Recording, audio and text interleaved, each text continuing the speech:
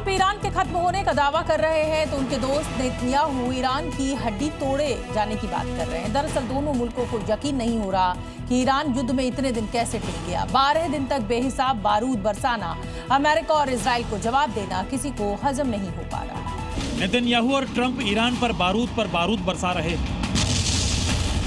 Iran के सीने को घातक हथियारों से छलनी कर रहे हैं। ईरान के शहर तबाह हो रहे हैं।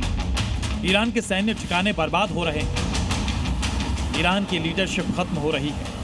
तो जंग के 12वें दिन इजराइल के पीएम नेतन्याहू ने ईरान पर हड्डी तोड़ प्रहार किया है। ईरान को धमकाते हुए नेतन्याहू ने दो टूक कहा, अब तक हुई कार्रवाई से हम उनकी हड्डियां तोड़ रहे हैं और हम अभी खत्म नहीं हुए हैं। अमेरिका और इजराइल का मकसद ईरान में सत्ता को खत्म करना था। इसी के लिए ट्रंप और नेतन्याहू ने मिलकर ईरान पर हमला किया, वहां की लीडरशिप को खत्म किया और ईरान की जनता को सत्ता के खिलाफ खड़ा किया। एक बार फिर पीएम नेतन्याहू ने वही दांव चला। ईरान में परिवर्तन की बात दोहराई है। ईरान की जनता से अपील की है कि वो वहाँ की रिजीम के खिलाफ सड़कों पर उतरे, नए रिजीम के लिए लड़ाई लड़े। एटमी हथियारों को खत्म करना, रिजीम को बदलना, इसी मकसद से अमेरिका और इजराइल ने ईरान में अभियान शुरू किया। पहले दिन से ही नेतन्याहू और ट्रंप ईरान में परिवर्तन का सपना देख रहे हैं, तो ईरान के विदेश मंत्री उनके सपनों पर पानी फेर रहे हैं। अब्बास अरागची ने दो टूक कहा कि कामयाबी नहीं मिलेगी। महायुद्ध के 12वें दिन ईरान ने दावा किया है कि उसने इजराइल के अलग अलग शहरों के साथ साथ अमेरिकी ठिकानों पर बड़ा हमला किया है। हमले के साथ ईरान ने ये संदेश दिया है कि युद्ध में असली खेल अभी बाकी है, लेकिन इससे ठीक पहले अमेरिकी राष्ट्रपति ने संकेत दिया कि वो ईरान को बख्शने के मूड में नहीं। इजराइल और अमेरिका के ठिकानों पर ईरान का ये हमला ऑपरेशन टू प्रॉमिस 4 की 37वीं लहर का ऐलान है।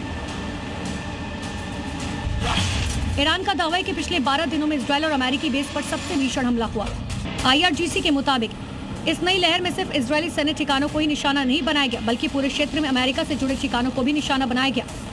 IRGC का दावा है कि इस ऑपरेशन में तेल अवीव और इजराइल के दूसरे शहरों के साथ साथ अमेरिका से जुड़े ठिकानों पर भी हमले हुए। इसमें अमेरिकी 5वें बेड़े का मुख्यालय और एरबिल के ठिकाने भी शामिल है।